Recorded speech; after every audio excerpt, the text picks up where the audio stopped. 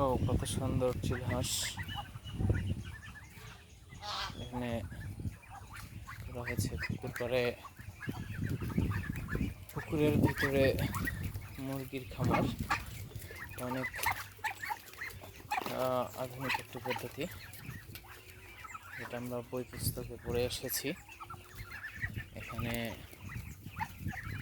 একে তো মুরগির ডিশটাগুলো এখানে নিচে পড়তেছে, আর সেখানে অনেক মাছ, মানে মাছের জন্য এক্সট্রা কোনো খাবারের প্রয়োজন নাই। আসলে পদ্ধতিটা অনেক ভালো লাগছে, চাইলে আপনারাও করতে পারেন। পরিবেশটা অনেক সুন্দর, অনেক লাভবান একটা পদ্ধতি। এখানে অনেক বড় একটা পুকুর। এই পুকুরের এক সাইডে মাঝখানে দেখেন মুরগির খামার করা হয়েছে। তো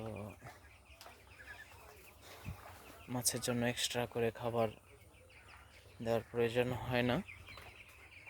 মুরগির খাবার পরে প্লাস মুরগির যে পিসটাগুলো আছে এগুলো এখানে পড়তেছে নিচে, আর মাছ সেগুলো খাইতেছে, খেয়ে বড় হচ্ছে।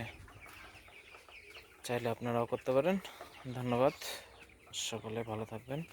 আল্লাহ হাফেজ, আসসালামু আলাইকুম।